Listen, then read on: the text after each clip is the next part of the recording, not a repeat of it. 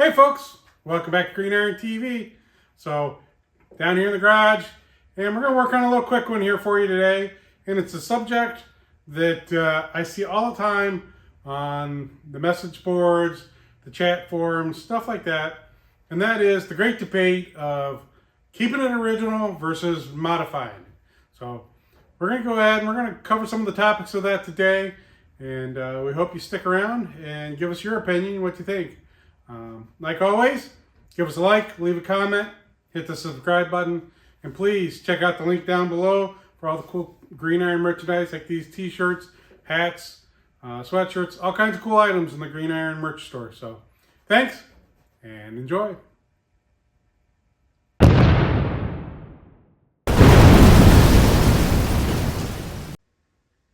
Well, folks, one of the things I see all the time in the message groups, the chat forums, even here in the YouTube comments, is this great divide between guys that want to keep original military vehicles and those guys that want to modify them.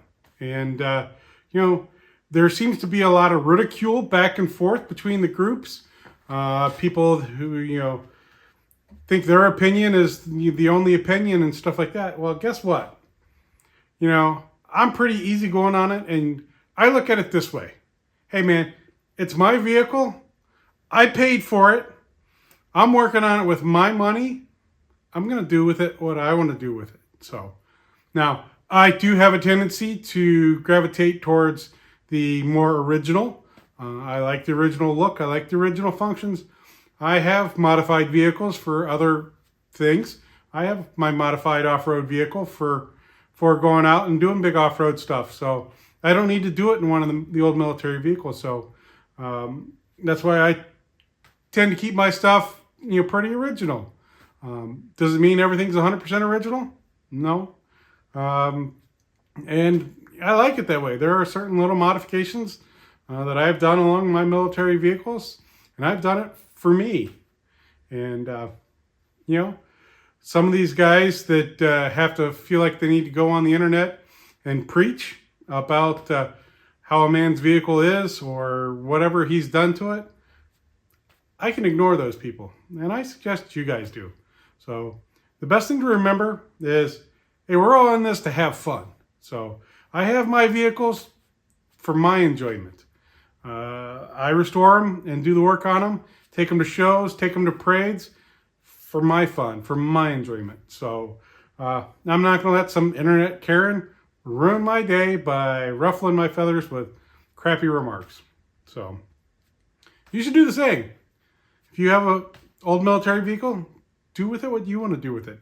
I look at it as, hey, it's one more way of preserving a vehicle that may have gone to the crusher, may have sat out in some field somewhere and rotted away to nothing. So, good to those guys that are getting a vehicle out and using it. That's what they're made to do. So, like I said, there seems to be this great divide, and I see all these guys all the time getting these big pissy debates online about, oh, that's not right, or this isn't the right thing, or, oh my God, why did you put it back to original? Those things were terrible in original. Just like the 715. Guess what? The 230 overhead cam motor in these 715s, let's face it, yes, it is not the greatest motor. It is not the best design. It has a failure rate.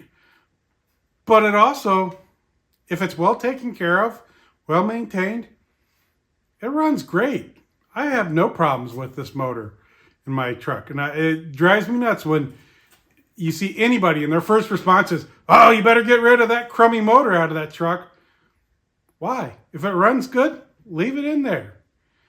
I actually got a lot of ridicule because back when I first bought this truck had already been modified. Somebody had swapped out the 230 and put a Pontiac V8 400 in it. Luckily, they had done a nice job. They didn't hack up too much stuff. They didn't really modify anything much to make it work. They didn't move the motor mounts or anything like that. So when I actually first did this truck, I left it as a Restro mod. I left that Pontiac motor in it, restored the truck to the outside, make it look like it's original military. But for several years, I drove this truck around with that 400 Pontiac in it. Loved it. Took it to shows, took it to parades, had a blast with it. Never had a problem. But as I acquired more military vehicles in my collection, and a lot more of them were more and more original, that led me to the desire to want to return this truck back to original. So I did the exact opposite everybody does. I took out a V8 and put in the old inline six back in this truck. And oh my goodness, the amount of hate and ridicule and stuff on the internet from people when I first did it. I mean, this is almost, 15 years ago when I did it? Outstanding, the amount of concern that people had. And I'm like, why? It's not your truck. It's my truck. So that's the way I look at it. You know what? Do what you want to do with your truck. There are some awesome builds. There's great builds here all around YouTube of guys modifying military trucks, doing all kinds of cool things with them. Motor swaps, suspension swaps, whole drive trains, roll cages, body modifications. I'm all for it. That's keeping one more vehicle on the road. And you know what? Sometimes it means there's some spare parts out there, because if a lot of these guys, if it's still a good part, when they take it off, they're usually looking to pedal it. And I've done quite a bit of going around and picking up stuff the guys have taken off. Put it in my stash, and guess what? I have it as a reserve piece. But these guys do these great builds, and I have no problem with it. Same thing on the other end. These guys that do the factory restorations,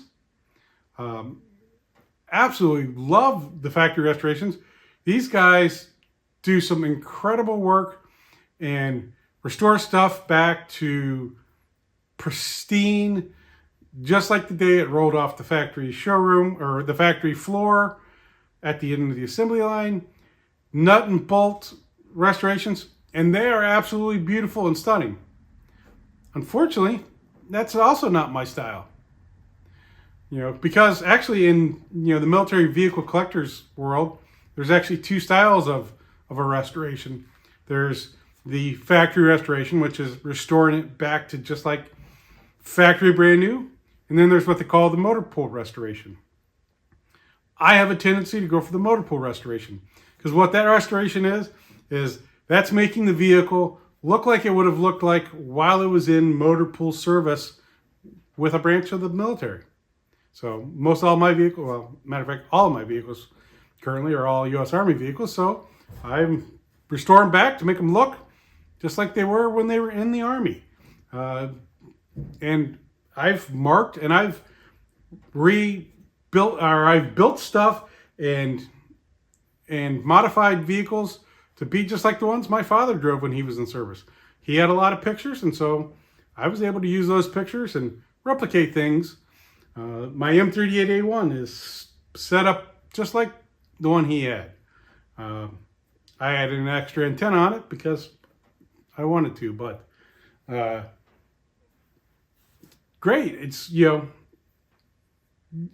looks like, just like a vehicle would have been when it was in service. What does that mean too? Well, that means, hey, guess what? It's got a dent. It's got a scratch. Looks used.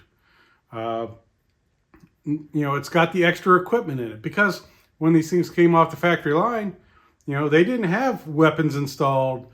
They didn't have radios installed. They didn't have pioneering equipment. They didn't even have all of the markings and warning labels on them. A lot of those were added at the motor pool level when a vehicle got somewhere. So that's why I like to do the motor pool, restorations, because I like to get out and use my vehicles and drive them. These vehicles get driven quite a bit, especially in the summer. When it's nice out, we do a lot of cruising in the evenings in these vehicles. I live in a very touristy area, and I love to take these vehicles out and show them off by driving them around the roads. So, being a motor pool vehicle, I don't have to worry about driving down the road. I don't have to worry about rock kicks up in the fender well and chips the paint or something like that. I can touch it up and move on, just like they would have done on a motor pool. So, but the big thing, like any of us, is for us to have fun with the vehicles. So that's the biggest thing I encourage. I want you guys to have fun. So whether you want to make it look just like it was brand new factory, you want to make it look used, well used, and in the motor pool, or if you want to fully modify it, have at it, man. And even the shows and stuff like that are starting to swing that way, where they're letting the modified vehicles in and stuff like that. Even the MVPA, the Military Vehicle Preservation Association, they have new classes that they've added for modified vehicles and tribute vehicles, and vehicles that started as a military vehicle and have morphed into something else. They're all welcome at the shows, so bring them out. We love to see them. So, in closing, I know this is a quick and a short one. In closing, I just want to say, hey, it's your vehicle. Do what you want to do with it. It's your money. Spend it how you want to spend it. It's your vehicle. Have fun with it. That's the best thing to do. So don't worry what anybody else says. It's your vehicle. But so thanks. I know this was a quick, short one. It's getting to be springtime. Well, it is springtime. But that means we are getting really, really close to Memorial Day. So right now, I don't have any big plans on doing any kind of major work, because I don't want to get into the middle of something right before Memorial Day. So I want to be able to have the vehicles all ready for the parade. So nothing really major is going to go on with the vehicles right now. I'm not going to probably do a whole lot of work here in the garage. I will probably put up a video of going through and getting all the vehicles prepped and ready for the parades. So that'll probably be one of the upcoming videos next. Also, the big Findlay show is coming up, so I always try and attend that show. And this year I'll be going back again. I'll be filming there again. And if you're at Findlay and you see me walking around, hey man, say hi. I'm not afraid to say hi and talk. So hit me up, say hello. Also, like always, hey, give me a like, leave a comment, hit the subscribe button if you've been watching all the way through this video. And please take a moment, check out the link down below. Check out all the cool Green Iron TV merch. There's t-shirts, hats, sweatshirts, all kinds of cool stuff in that merch store. So just take a moment, check it all out. We appreciate it. And thanks for watching.